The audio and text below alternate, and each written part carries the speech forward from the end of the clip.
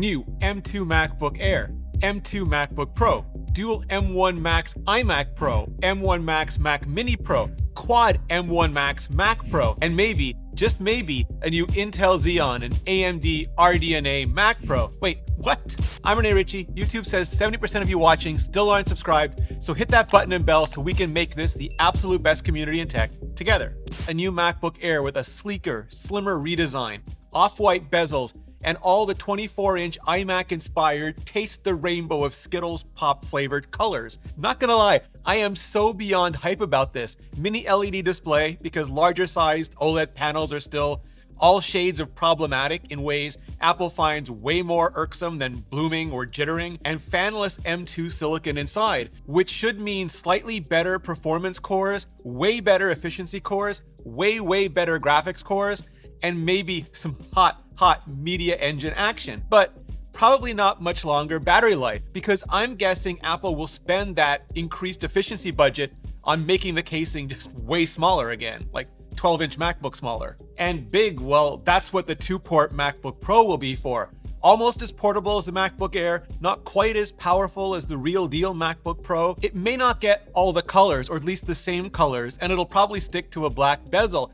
but it should go full-on mini LED and M2 in a slightly larger enclosure that's roomier, with batteries that are bigger and an active cooling system that'll let it run slightly hotter for slightly longer, maybe with even better battery life, unless Apple just shrink wraps a new enclosure around that as well. Either way, anyway, think less of a MacBook Pro Air and more of a MacBook Air Pro. And as to whether or not Apple will put an M2 in the current M1 Mac Mini, it's legit really hard to say. The entry-level Mini has already suffered through a decade of neglect, including a couple of years from 2018 to 2020, where Apple just completely Thanos blipped it out of existence, even gave its room to a pricier space grayer model for a while. But I remain a firm believer that Apple should update everything every year, because any given year, someone is gonna buy, and everyone deserves the most recent, up-to-date, longest-lasting device possible when they're ready to buy, anytime they wanna buy. So ditto, completely ditto the 24-inch M1 iMac.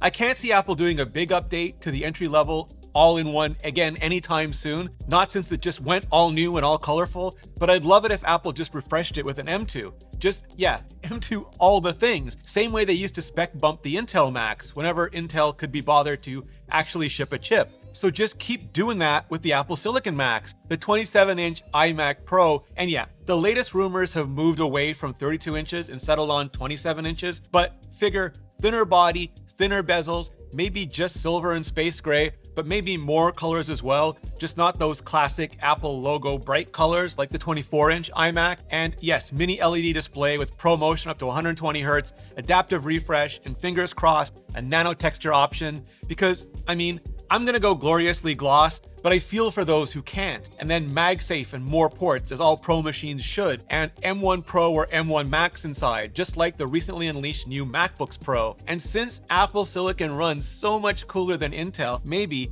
just maybe, a dual M1 Max option to really kick the iMac Pro up a pro notch. Then, of course, there are rumors of a new Mac Mini Pro to go right along with it, or instead of it. Not an all-in-one so much as an all-in-none, or none-in-one, or you know what I mean. Smaller enclosure, maybe with a polycarbonate top, maybe with some iMac matching colors splashed in, MagSafe and even more ports, and M1 Pro and M1 Max inside. Maybe a dual M1 Mac option as well, depending on how much smaller Apple makes the new enclosure and how much the resulting thermals can really handle it. Basically, just get it and plug it into the new hotness that is the 24-inch, 27-inch, or 32-inch cinema displays, or an old broken one, and forget letting it rip, let it roar, because I sincerely think this is gonna be the Mac Mini every Pro has been waiting every long for. Probably the biggest lingering question is whether or not there'll be new M2 Max MacBook Pros in 2022.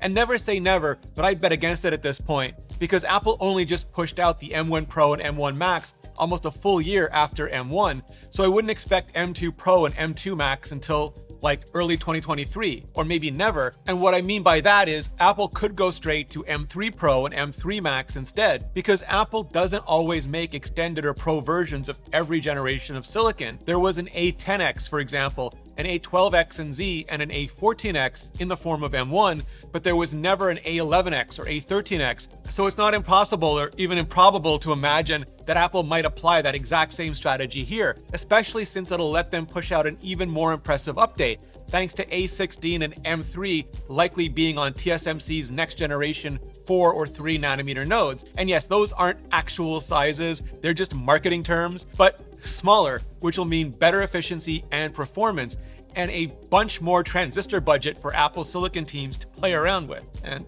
they play around well, especially for what we're expecting in a new Mac Pro.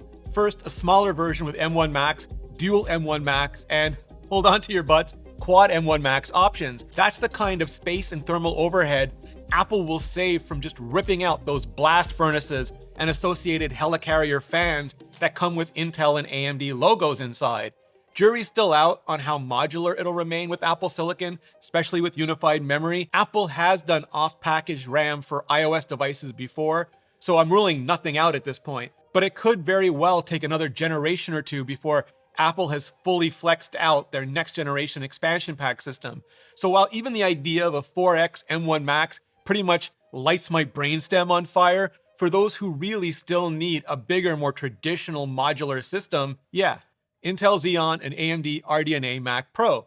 And I've been hearing whispers of this one final big metal upgrade since 2022, when Apple was pushing out all of their last calls on the Intel Inside lineup. But as time went on, Intel delays mounted, and the chips they did manage to ship had little or nothing to offer for Apple's set enclosure sizes. So I kind of just figured that the odds were stacking up against it, that it was unlikely we'd ever see it. Like Firefly reboot unlikely. But now it sounds like Disney Plus is gonna do that, and Apple is gonna do this. Intel might just have its Xeons back in order, AMD is still pushing extra try-hard, and Apple could indeed spin out one last traditional Mac Pro to tide over power users and studios that still depend on that x86 compatibility for their software, especially niche and in-house software that needs even more time to make the Apple Silicon switch. Basically, Apple's gonna have the motorcycles, the cars, even the SUVs, all converted over, all by Tim Cook's 2-year deadline, but they're still gonna keep one last Intel bulldozer of a truck out back, at least for another year or two, until Apple Silicon scales all the way up to, forget trucks and dozers, to Optimus Prime. And to understand how, check out my interview with Apple's VP of Silicon and VP of Mac Product Marketing. The scalability, getting from where we were in M1 even, to where we are in M1 Pro and M1 Max was a fundamental re-architecture of what we call the fabric, the interconnect, through which all of these different cores connect together. And the big challenge— You can watch it ad-free, sponsor-free, and the extended version even, on Nebula. That's where I post all my videos, including interviews, reviews, and explainers, often with bonus content, my exclusive documentary on the original iPhone, all on Nebula, where I have the luxury of making videos that don't have to be optimized for YouTube or for my channel, but where I just know the nerdiest, most hardcore of you will absolutely love them on iOS, Android, Apple TV, Roku, Amazon, and bundled in for free when you sign up with today's sponsor at curiositystream.com/Ritchie or click the link below. And right now, right this minute, because you're watching this video, you can get CuriosityStream on holiday sale for 42% off, less than $12 a year, less than the cost of a USB-C dongle for the whole entire year. And that includes their thousands of amazing documentaries and series like Underworld, where you can embark on a journey deep into the unknown 95% of our planet, revealing extraordinary caves with 3D laser scanning technology. It is the absolute best way to support educational creators directly, and frankly, just the best damn deal in streaming today. For over 42% off CuriosityStream, less than $12 a year, less than $1 a month, and Nebula bundled in for free. Just click the button on the screen or go to curiositystream.com/Ritchie. Clicking on that button really helps out this channel, and so does hitting up this playlist for more, much more on everything Apple has coming our way in 2022. Just hit up that playlist, and I'll see you in the next video.